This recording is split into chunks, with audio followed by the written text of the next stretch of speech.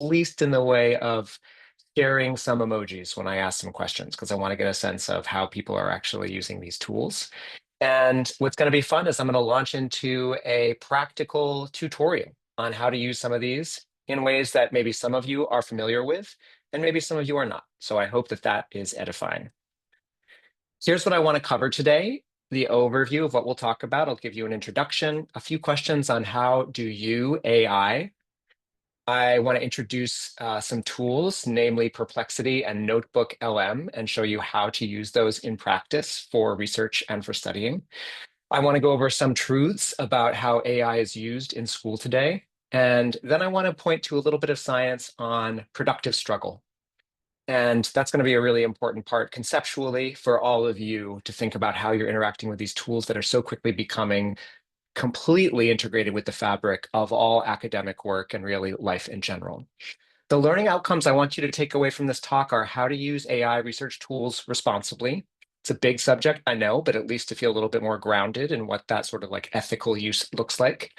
You should gain some perspective on what it means for you in your future, and you should understand best practices for working both with and without AI. We'll conclude a little bit of Q&A as well. So a little bit about me. I go by GP, that's short for George Philip. Those are both of my grandfather's names. I grew up in Maine and now live in San Francisco. You can see my wife and two little girls over there. I went to Middlebury College as an undergrad, was a Clark Scholar at Williams College and the Clark Art Institute, and then did a PhD at Stanford in the history of art and architecture with a bunch of research grants for my research. Increasingly, that was towards building digital tools for students to learn with, and very, very often focused on digital engagements with things in art museums and in galleries. And that's what led me to be an executive for a venture-backed edtech company.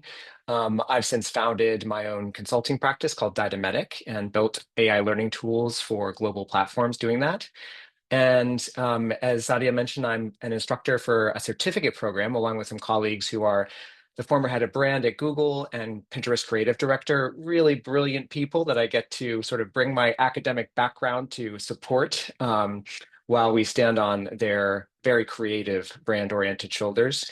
I also want to point out that I'm a college admissions consultant at headedforcollege.com. We have a fantastic team that's based in Southern California with lots and lots of experience working with students from all around the world. So if you're interested in working with a college counselor, you can reach out to us via our website there. Okay, so to begin, I'd like to get a little bit of a light touch survey from all of you. And what I would ask you to do is when I ask each one of these questions on the screen, I'd like you to reply with an emoji of your choice. That could really be anything. So let's begin. If you agree with this statement, please share your emoji. I've used generative AI like ChatGPT or Claude in my academic work for learning, research, and developing ideas. I see some thumbs up. I think number two, I think my school has clearly defined AI policies.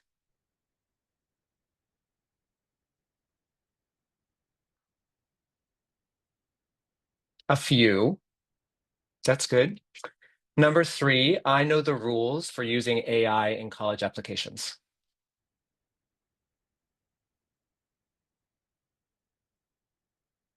Yes, thumbs down. Thumbs down. You are not alone, my friends. You are not alone. We're going to dig into all of the actual data around that in just a moment. But I just want to kick things off with this more interactive part of the presentation. Because one of the things that I always try to do when I'm working with learners of all ages is to make sure that you walk away with something that you feel is practical and actionable, not just listening passively to absorb information. So I want to introduce to you this pair of tools called Perplexity and Notebook LM. Many of you may have heard of these. But basically, this is a way that you can interact with content online in a way that is more reliable than just going to ChatGPT and asking it questions. So in order to do that, I am going to stop this screen share and share my window here. So Perplexity is something that many of you may be familiar with. It effectively aims to supplant Google as a go-to search engine. And one of the reasons that it's become a very fast-growing startup in the tech world is that it really effectively researches actual sources on the internet. This is very much like Google, but it presents it in a very synthetic way, bringing together disparate sources into very legible reports that you can use. So I would actually just like to solicit from all of y'all a research subject that you are interested in. And I'll wait for someone to enter it into the chat.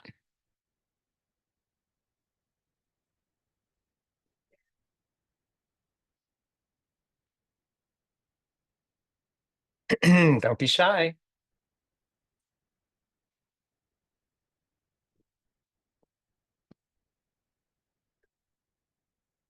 Aerospace engineering, brilliant. Okay, so this is, again, like so many of these tools, a very natural language form of things. So you could say, I'm interested in the fundamental concepts of aerospace engineering. It can also be as brief as that. What Perplexity is going to do is scrub a lot of reputable websites. And as it starts to return, you can see really, really instantly some of these basic core fundamental concepts. It also provides you with all of the sources that it's been visiting in order to pull these together for you.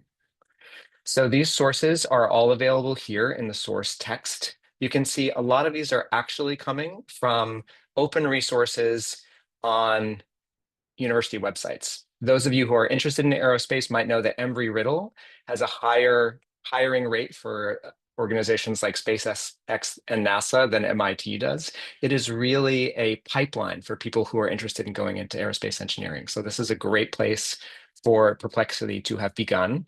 There are some free open archive resources here on the fundamentals of aerospace engineering. And then it's pulling from other sources like Reddit. Let's see, other catalogs from MIT's open coursework. So all of these good resources coming together in an actually properly cited, what amounts to a Wikipedia page. What you're able to do here is to convert this to an actual page then you can share with people, which we will do. This is now something that you can access and refer to.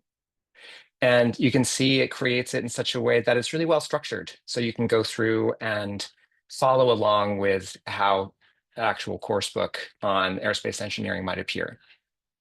Now, this is all really great. This is not to say that this is a perfect resource. It's something that is very much like Wikipedia, but it's very customizable to your specific interests. So you can, for example, while it's writing this page, we might go back to this and then scroll down. You can see there's got a nice summary table here, but you can also see there are follow-up questions. And some things like, this is a really good specific question that a student who's doing research within aerospace engineering might want to pursue. So you get a whole new search and a whole new set of resources on this idea. If I were to go back to here and I'll say, yes, I do want to convert this into a page, you can also export it as a document or as a PDF. But if I just want to convert this to a page, and I'm just going to copy this for the sake of convenience here. And export to a PDF. I'm then going to come over here into Notebook LM, which is a tool from Google. Many of you might have heard of Notebook LM. It's gained a lot of popularity recently because of some very great interactive qualities that it has. But this is basically a way of creating a sandbox of only vetted content and materials. And this is a really fantastic opportunity to say all of that other dreck that's out there on the internet that may or may not be true, that very often ChatGPT and even Claude and even Gemini, even on their best days, may in fact be pulling inaccurate information from. And we know that the term for this inaccurate information is called hallucinations. So after you have identified some real sources, you can enter your own personal notes from class, for example. If you've taken them online or transcribed them, you can go to articles that you found in other places. Basically, you're just taking all of that good information that's true so far as you've done your research, and you can add, there we go, there we go. You can add them to Notebook LM. And it will basically create a little workspace for you that provides a great summary of the information that you just shared. There's also the opportunity to do things like all of these other enriching study tools, like a study guide will provide you some questions in a sort of almost a flip card style. It will create these things called mind maps that show you the different branches and core concepts of aerospace engineering. Um, and quite amazingly here, and I'm not going to take the time to go through this, but it will actually create a podcast for you that you can listen to on your own time. The beta version of this not only comes in other languages, but it actually has an interactive quality. So you can speak with these different podcast guests that are completely AI created in order to have a live conversation about the subject that you are studying and interested in. And so the reason I like to show this very, very early when I'm working with students, again, learners of all ages from professionals down to high schoolers, is that very often we think of interacting with AI through the large language models like ChatGPT. But really some of these finer tuned or smaller models can provide a much better experience for you that is more true, is less likely to include hallucinations, and can also be more tailored to your specific interests and needs. So trying to break folks out of that, I'm just going to use ChatGPT and let them use some of these other tools, most of which have free versions that you can interact with. You'll note that other sources that you can add include things like your own Google Docs and slides. You can add websites. You can just add copied text. It has up to 300 sources, so you can really create huge workbooks here. And you can also add to something I particularly love, YouTube videos. It will fully transcribe the text of that YouTube video and provide you with more information that you can then query and use. And just as an example, I'm going to go back to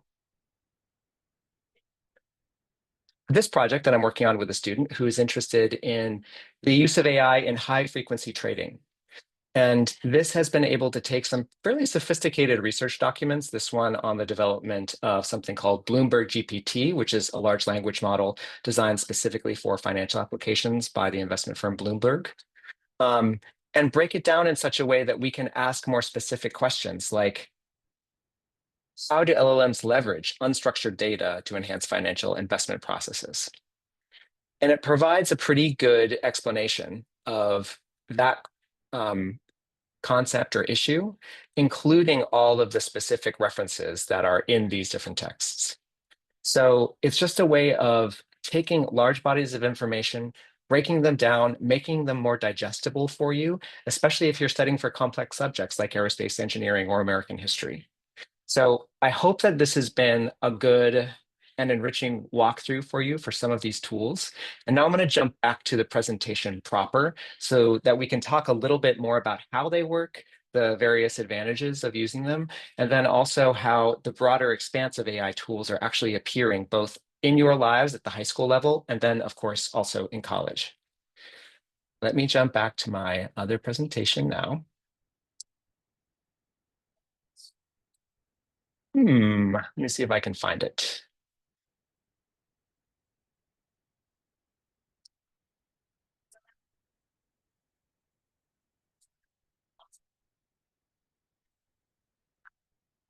I need to go to here.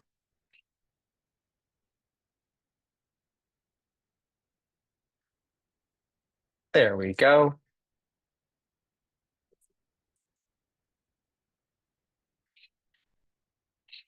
Brilliant.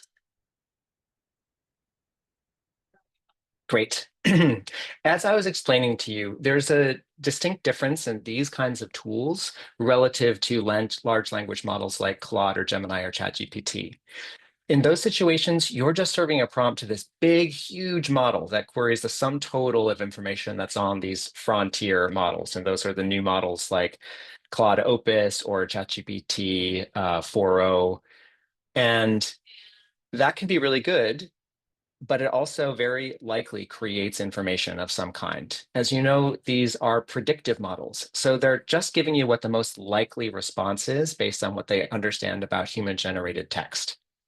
The reason that things like RAG applications, which is retrieval augmented generation, it's basically just a way of saying, I want to limit the amount of information that I'm asking ChatGPT or Claude to think about by having it focus on only the stuff that I give it. And these are some of the tools that I've developed in other capacities with other teams. But it's sort of similar to what we just saw with Notebook LM. There's this smaller database where you say, here's the stuff that I know to be true that I want you to focus on. It then filters through there, uses the brain, the sort of reasoning tool of the large language model, and then it generates an output that's much more tethered to the reality of that database that you've created. And that can really reduce things like hallucination that we know are still quite a big problem. It can also just be more specific in the kinds of responses that it gives you. And that for you as a learner, as a researcher, is much more useful and interesting. So an overview of Notebook LM. This is a Google created research tool that you may very likely have access to for free. In fact, many schools are now providing students with their own ChatGPT or Google Gemini subscriptions when they get to campus. This is both a way of giving you all access to the research tools that everyone will be using in the future. Interestingly, I think it's also a way for schools to be able to control and understand when students are using it in an academically dishonest way, because they'll be able to keep an eye on your use of these tools if they provide you with this account. But importantly, they only work with the materials that you upload. This drastically reduces hallucinations, and it allows you to create things like study guides, summaries, and Q&A from your resources. So it's basically like a new notebook or binder that you can go through and create for every one of your classes. Very powerful tool. And we see all other kinds of tools that are now cropping up within the AI field. Many of you might have experienced these already with AI-powered educational games or adaptive learning platforms. I think of things like Conmigo, which are like a chatbot for helping you advance certain subject matter expertise on Khan Academy. Teachers are also using these for automated grading and feedback systems for students. And you can see that even a small percentage use them for other purposes, but those who are not using AI tools at all are fewer and fewer between these days. The reality check that I want to give you based on that survey we did at the beginning is that according to a Higher Education Policy Institute survey from this year, about 92% of college students are now using AI in some capacity. This is up pretty drastically from 62% the year before. Only 21% of high schools, however, have clear policies about AI use. And even though a few of you responded, yes, you feel fairly confident, this is a real gap that a lot of educators and states policy experts are trying really hard to bridge right now. Namely because it's not fair to you to have your teachers, many of whom are using these tools, say you're not allowed to use them yourself, and not to provide you clear guidelines for how to use them effectively, because they are most certainly a part of academic work at this point, and they're also a big part of the labor force going forward. Similarly, 80% of colleges have AI policies, but students are pretty confused about what they are and how they're applied. I want to give you a few examples of the different AI policies according to several different well-known colleges. Brown University, for its application policy, says there can be no AI at all under any circumstances. Caltech says AI is okay for grammar,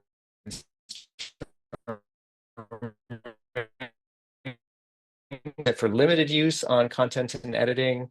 And Duke, in fact, no longer even scores its essays numerically because it's in part concerned about the amount of AI use that it's seeing.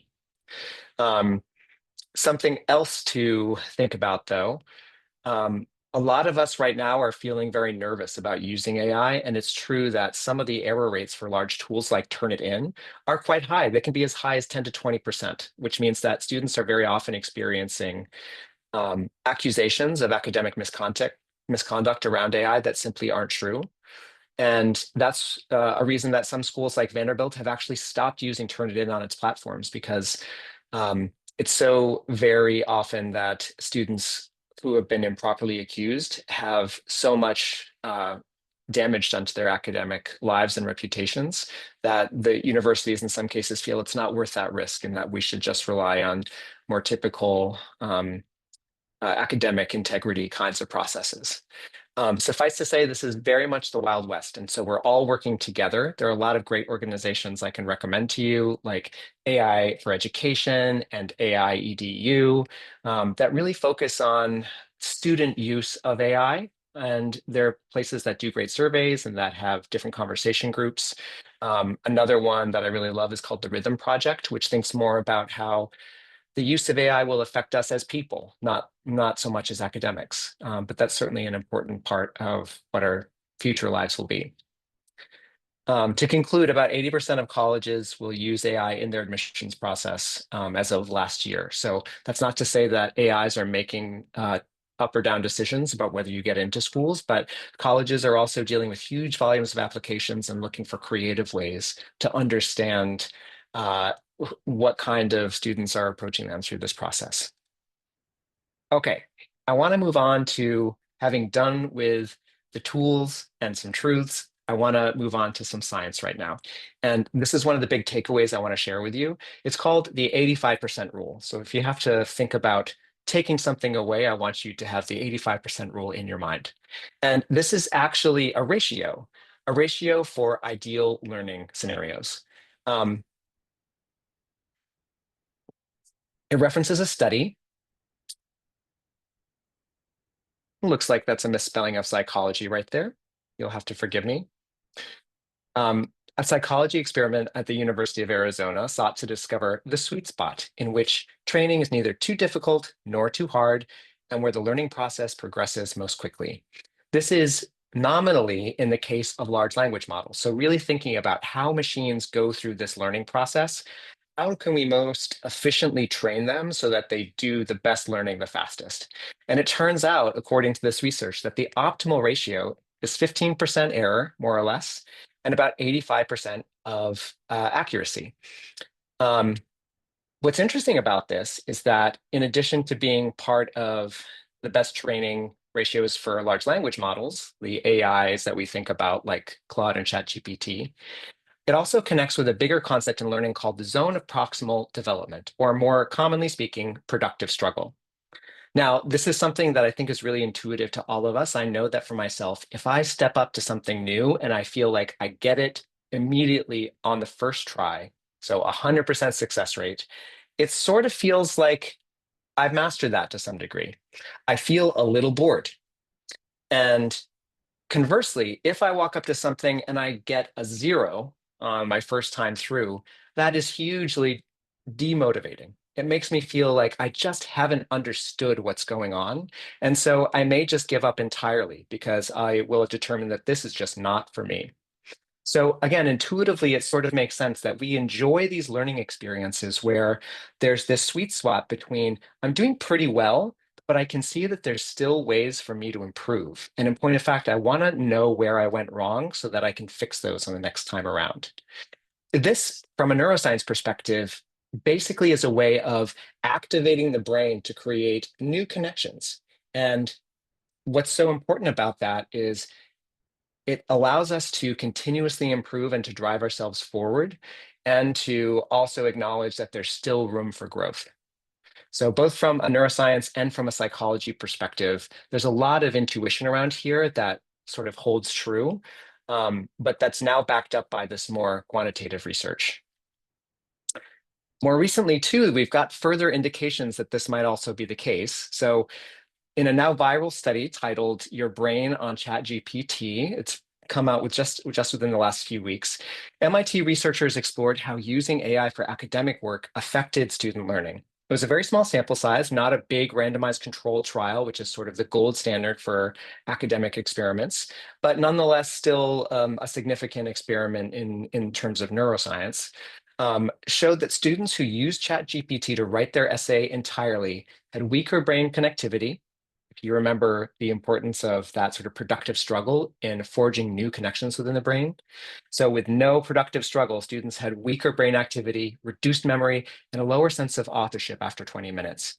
One of the ways this manifested is that when teachers asked them about what they had written, some students had real difficulty in even recalling what some of the arguments were. And I've even heard a story of a student's offer to MIT that's been rescinded because they discovered that upon questioning, the student had no idea what the paper he had written was about. So conversely, when students pre-wrote their essays and then used ChatGPT to improve it, which is to say, they took on the writing process entirely themselves from start to finish. But then after that first draft was done, they went back to ChatGPT. They saw the declines not at all. The declines were not evident. And even more so that this process of your own brain function first, ChatGPT later, actually enhanced their effective use of AI, according to some other metrics they had set up. So the key takeaways from these two studies. We can see how successful students are using these tools. AI is great for research and ideation, getting those first ideas. But you should always double check your sources because we know that there still are hallucinations. You should always write your first draft yourself and primarily think of AI as a way of polishing things, not producing them from scratch. It's important that you can explain every idea that you've written in your own words, and you don't have to rely on exactly the phrasing that a chatbot has generated for you. And to the broader point, that just helps you maintain the uniqueness of your own voice. And as I'll show you in the next slide, this is actually a key part of what your college admissions officers, and certainly me and the rest of my team, always tell students about one of the most important aspects of crafting a compelling college application is that it needs to be authentic. So if we think about how to use AI for your college admissions process, it's great if you wanted to use it for brainstorming topics, absolutely for grammar and basic editing. As I've just gone through with you in our tool tutorial, research assistance is really, really a great use case for some of these tools to begin the research process. Certainly, you still have to double check everything. It can be very helpful for outlining, synthesizing lots of information and helping you set them down in a very chain of thought logical way. And then, of course, sometimes for formatting purposes too. So making sure that all of your structures are properly set up and that word counts are hitting the mark. The ways that you should not use it are with generating a final essay topic, because as I mentioned before, anything AI comes up with will not be authentically you. You absolutely shouldn't use it for writing the actual essay or any substantial portion of the essay. You should also be really wary about how very often it will create some sort of fake experience that sounds plausibly like you, but it would be of a story that didn't actually happen. And connected there is generating emotional content. AI is just not going to authentically convey your personal feelings. In a sense, it's sort of robbing you of your personhood if you try to do it in this way. And then final drafts. I've mentioned before some of the AI screening and academic integrity tools that are being used, like ChatGPT-0 and Turnitin. These are not perfect by any means, but there are also some very self-evident tells, like an overactive use of the M dash or keywords like delve. There are telltale signs that something has been written by ChatGPT, and even though, in general, these chatbots are accelerating and improving so much that it's becoming more and more difficult to tell. Nonetheless, what makes you you is that you can create something on your own. So outsourcing this kind of work to a chatbot is really preventing you from doing some of the best part of the college preparation process, which is the actual reflection on everything that you've accomplished, the discernment of what makes you you, all of the special little foibles and particular interests that you might have. And it also robs you from the process of growing, of forging those new brain connections that will actually make you a stronger student and a more successful person after college as well. Okay, so in conclusion, here are the three things that I wanted you to take away from the beginning. You have a tool, Notebook LM. Pair that with Perplexity if you want, but you can study smarter with vetted content in those smaller tools rather than just going to a large language model. I want you to always verify because AI, for lack of a better word, lies constantly through its hallucinations. There's even more interesting studies that show sometimes AI sort of knows that it's lying to you, and nonetheless will still sort of lead you astray. That's a very interesting dissembling kind of thing that's happening with some more advanced models. And then that 85% rule for the zone of proximal development or productive struggle. Struggle means growth. And so if you want to be the best version of you going forward, if you want to get into the best school that you can, you need to embrace that struggle. That's part of what makes us human. And it's part of the reason that you're going to grow into someone that can contribute to the world and feel good about it. So with that, I will conclude the presentation and I would love to open it up to questions. If you'd like to get in touch with me, you can send an email to gp@dynametic or to gp@headedforcollege.com. The latter is specifically for students who are interested in finding a college counselor. Thank you so much, GP. This was fantastic. I learned so much about a lot that I didn't know. I'm sure all of our students and parents today are so delighted to learn about these cool tools and ways to think about how AI can be a useful tool that can help them rather than hurt them. So with that, I'll open it up for all the participants today to contribute with comments, questions, curiosities. And like I always tell my students when I'm teaching, take your time, no need to rush with a question. It can take a couple minutes, it can take a minute, but feel free to come off camera or come off mic and come on camera or come off mute to tell us about your question or insight, or you can also type it in the chat.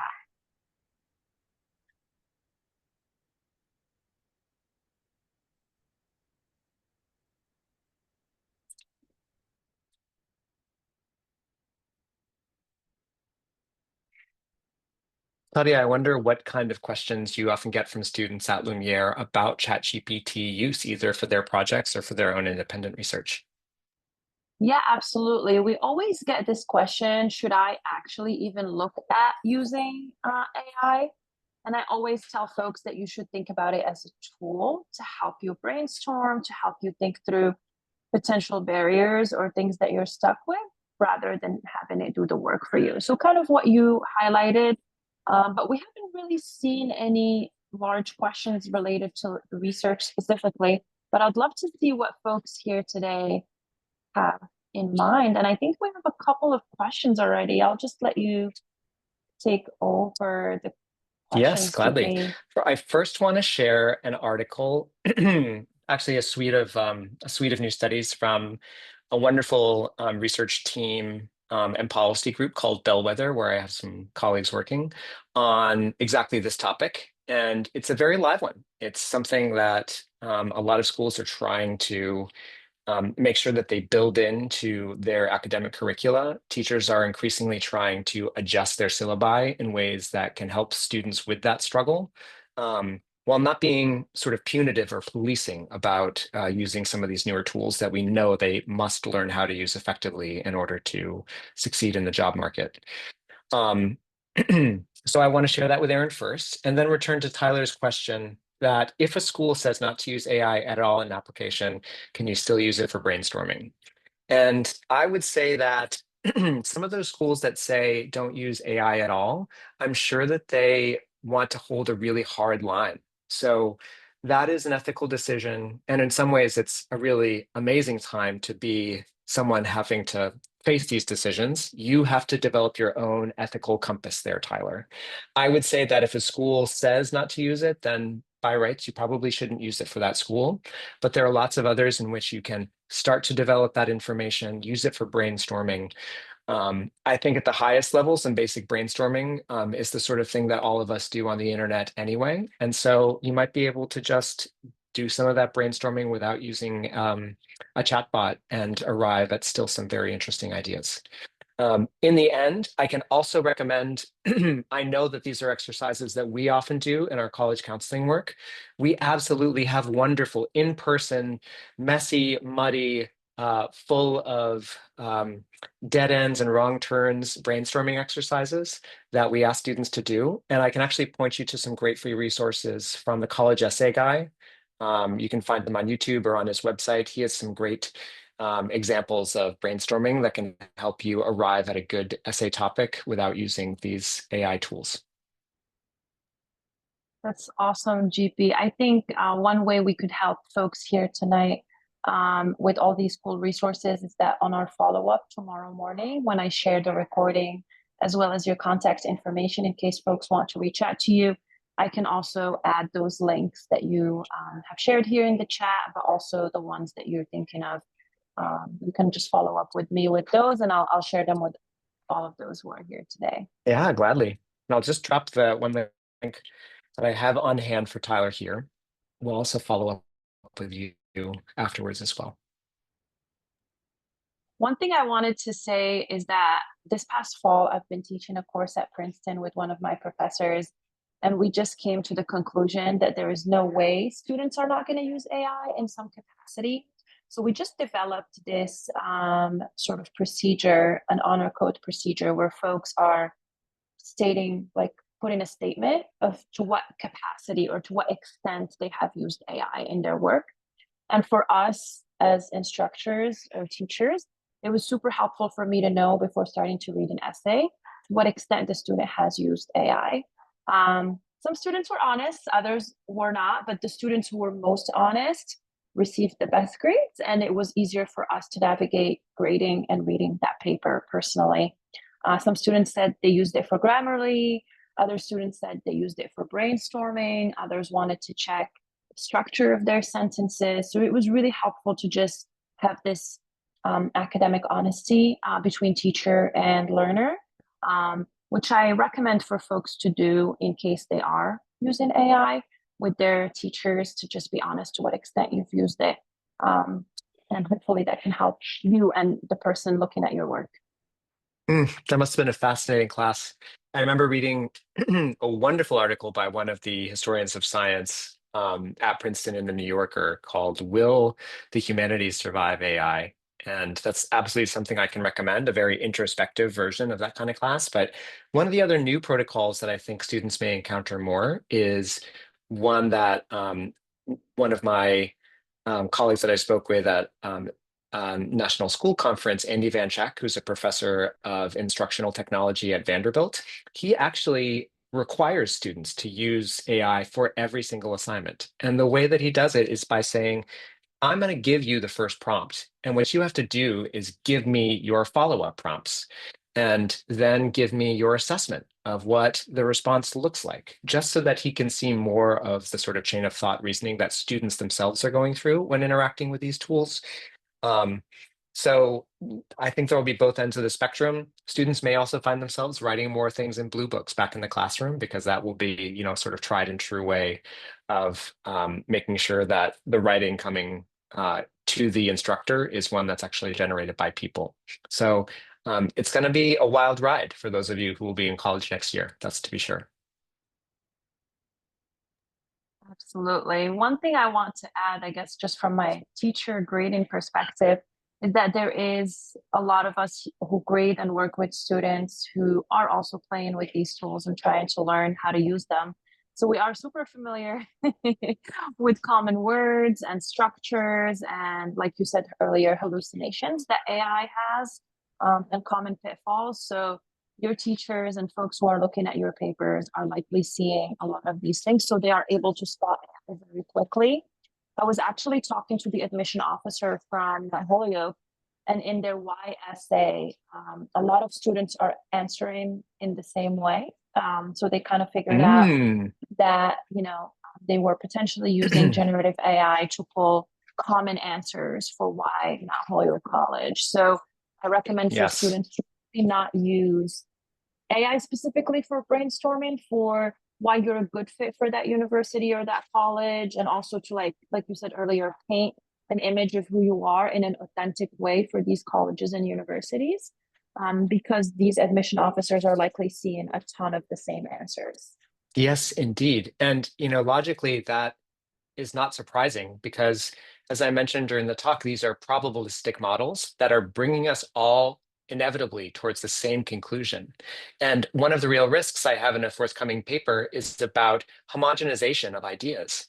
So when individuals use things like ChatGPT, we very often find that if they're using them in the way that I described before, where they're coming up with the original ideas and they're using ChatGPT to sort of push things forward or to give them counterfactuals, then typically their ideas are rated as more creative. But if teams together are using them, then their ideas are actually less creative because they're all converging around the most likely outcome.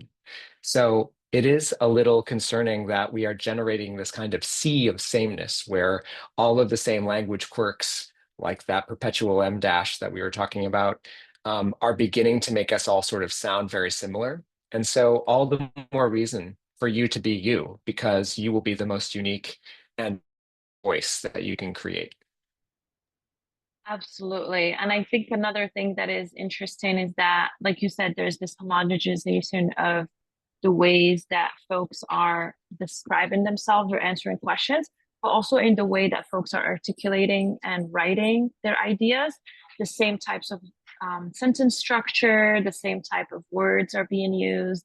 And it has become quite obvious, I think, at least for me, when I'm going through my LinkedIn, the ways folks are describing certain things about how they do their work and how they are observing things in the workplace. It's quite flabbergasting. Mhm. Well, I absolutely want to use that as another moment to encourage all of you to try to be as authentic as you can. Not only in the work that you do, the research topics that you choose, but also in the way that you compose these applications. Because I think more and more that sense of real personal creativity and an authentic voice will actually be becoming more important and not less in the years to come for these reasons. Absolutely. Thank you so much, GP. This is so great. I think for students, if you guys have an additional question or a couple of questions, please feel free to type them in the chat. Would love to continue the conversation.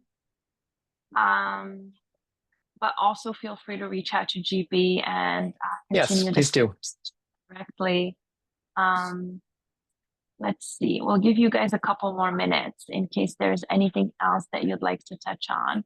Or maybe if there are things that you would like to ask GP in terms of advice or insight regarding how to talk about your research in college applications, but also potentially use AI for research purposes. I think that could be also a cool thing to discuss as we close.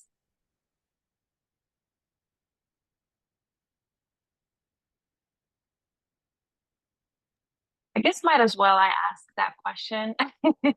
GP, what are some tools that you recommend for students to think about using for research when they are, like, let's say in our research program here at Lumiere, especially in Yes. the early phases, thinking through their ideas and discussions that they're having with their mentors. Are there any tools that you've seen students use or that you think students could be using? Well, I'm really happy you asked that because actually, as I mentioned, one of the notebooks that you might have seen in my Notebook LM account is actually one that I'm developing with a student who is doing that research on high frequency trading. And in particular, he's interested in the kind of volatility that AI trading algorithms will potentially create in the market and what sort of laws might be brought to bear to prevent financial crashes from happening in those situations. And I am not an economist by training, and he, is still learning about like linear regression and so forth. And so there's a lot of complex subjects in there that we both need to sort of wade through and level up on. those kinds of tools, Notebook LM, can be really useful in saying, here's a complex subject. I need to sort of boil this down, or after I've read through it once, I'm going to add it to my notebook and then ask specific questions about how it might connect to some other things.